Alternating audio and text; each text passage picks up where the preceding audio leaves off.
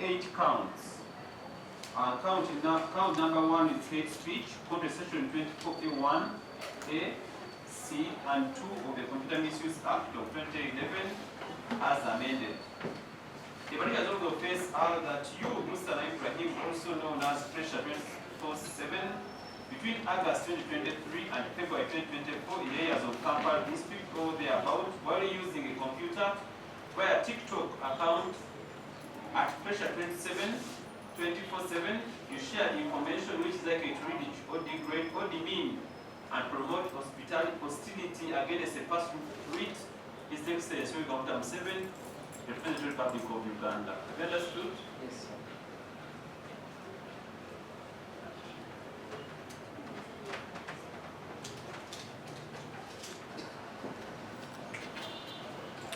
What's your plea on count number 1? I think so. I was voting since I have said The plea of not guilty has been entered on count number 1. Count number 2 is malicious information of the section in the areas of Kampala district or thereabout while using a computer via TikTok account at Pressure 24/7. You share the malicious information relating to His Excellency Yoweri Kaguta Museveni, the President of the Republic of Uganda. Have you understood the charge? Yes.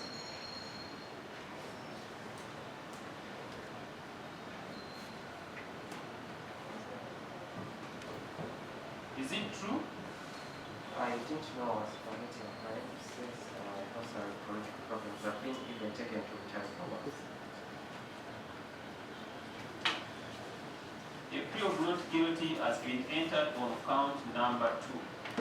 Count number 3 is hate speach, according to section 26A1, A, B, C, and subsection 2 of the Computer Misuse Act 2011 as amended. The particulars of the offense are that you, Mr. Ibrahim, also known as Pressure 24/7, between the month of August 2023 and February 2024 in the areas of Kampala district or thereabout, while using a computer via TikTok account at Pressure 24/7, share the information which is likely to reach or degrade or demean, create divisions among the Baganda tribe, and promote hostility against a person to wit His Majesty Ronald Bamuwemudde II, the Kabaka of Uganda Kingdom. Have you understood the charge? Yes.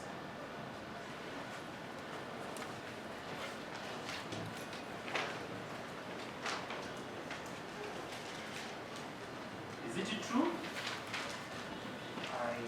I have made attempts to write to the Uganda Kingdom about the spirits of the foreign kings that have been haunting me and asking me to repair their tombs, and yet I don't have resources. Lord, we pray that you restrict yourself to either yes or no at the moment.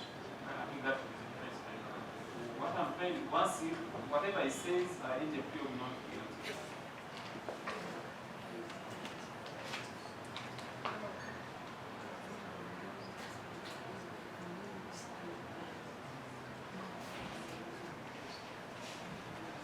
Account number 5 is hate speech.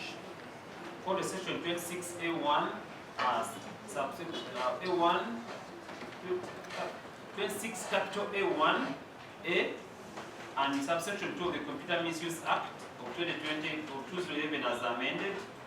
The particulars are that you, Musa Ibrahim, also known as Pressure 24/7, between the month of August 2023 and February 2024 in the areas of Kampala district or thereabout, while using a computer via TikTok account at Pressure 7, shared information which is likely to reach you or degrade or demean a person to which Right Honorable Anita Annette among the Speaker of the Parliament of Uganda. Have you understood? Yes, sir. Is it true? Not true, sir. A plea of not guilty has been entered on count number 5. I didn't know I was committing a crime. Like I mentioned. A plea of not guilty has been entered against you on count number 6.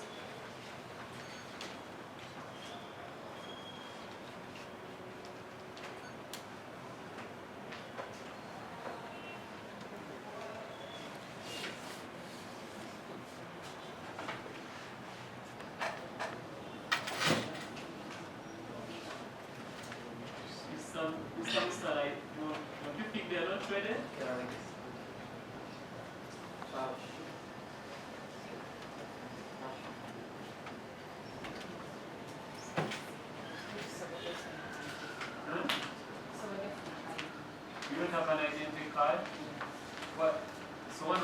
not ready. Mr. Osano, you have seen that? Yes, I've seen that. I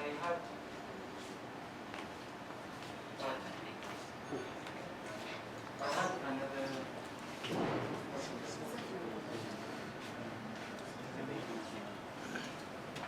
So can we conclude, Mr. Osano, that you have sureties in this court today? I have sureties that they did understand. And of course, from the one who was from outside. When I'm looking at the person that one in the court.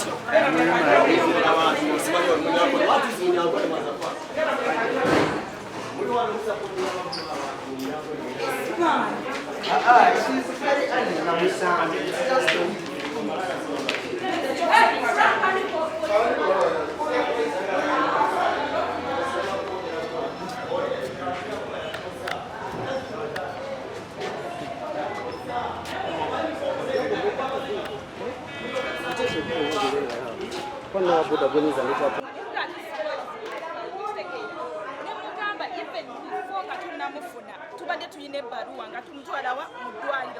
this man didn't understand me.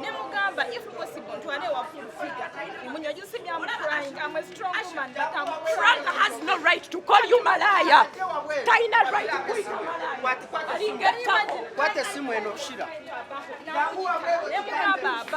Ono mwana mulwadde nabadde nafunidde ne baluwa nga tumutwala wa mu ddwaliro. We even have ne rehab gye twatutwala omwana ne mugamba siri muntu wa kamera ne mugamba ntwale wafuzi nga munnyonyera ebintu nga tebinamabeera wansi. Ono omusajja okumanya ayagala obutaala teyampuliriza paka bagenda ne bakwata omwana. Can you imagine? Ali wali eri anvuma buvumi mbu nimba najo likyali kineebaseeko kisiraani ekyo.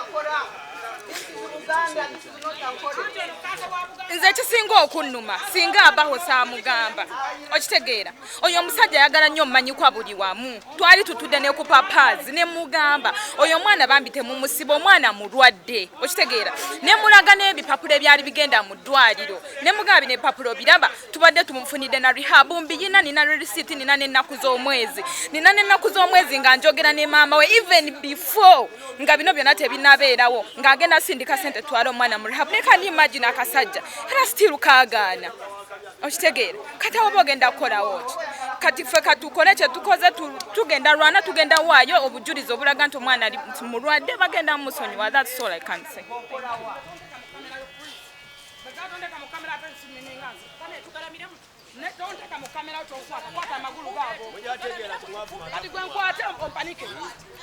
Nkwata mpanike gwosagala mbasi mwagala tonkwata mu kamera yo ononya trend tonkwata wekwata kwata n'amagulu go gwe sikwagala amaka kansa aliwa mujja tudde wano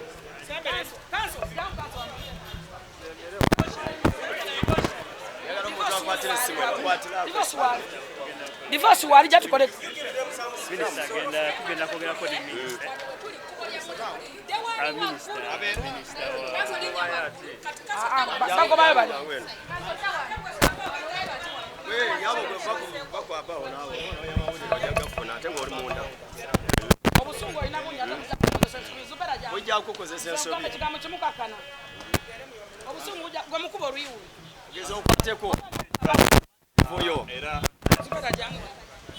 emisango gibadde gutya era kansule bamufunanye amanya naabwe Precious Bamuwemudde Advocates tuzze nga ndi ne client waffe Jennifer Full Figure presidential advisor tuli ne president wa tiktokers Frank Abao ne council Matovu Ronald va mu Buganda Kingdom nga fena twasitukiramu nga tuzze okugata amaanyi okulwanirira ekitiibwa ky'Obuganda, ekitiibwa kya president, ekitiibwa kya speaker, ekitiibwa kya buli muntu yenna avumiddwa omwami gwe tuyita Ibrahim gwe bayise pressure emusana Ibrahim yeeyita pressure 24/7. Kkooti emuguddewo emisango 8. Kkooti eguddewo emisango 8 okuweebuula Ssaabasajja Kabaka, okuweebuula president, okuweebuula speaker Joyce Sebugwawo honorable bonna bazaavuma. Kati tuzze ne tusitukiramu ne tugamba nti tetujja kukkiriza ensobi zigende nga zigenda mu maaso ensobi zigenda mu maaso ne tutazaanukula oba amateeka ne galabika nga gataliiwo. Waliwo a lot of public outcry nga bagamba ate tukozeewo ki okulaba nga ekitiibwa kya Buganda, ekitiibwa ky'abantu abakulembeze b'eggwanga tekitoobolebwa nga tewali kikozesebwawo. Emisango kuli malicious, spreading malicious information, hate speech, otadde ne computer misuse. Emisango gyonna omugate giri emisango 8 ku bantu ab'enjawulo. Era leero bamusomedde emisango gye bwewaawo ye n'agamba nti alina ekizibu ku bwongo, emizimu gya Buganda gimulinnyira.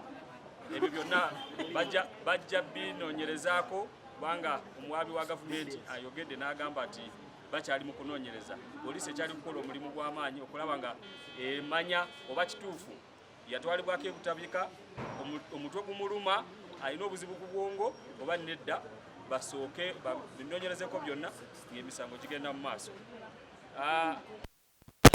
Ffenna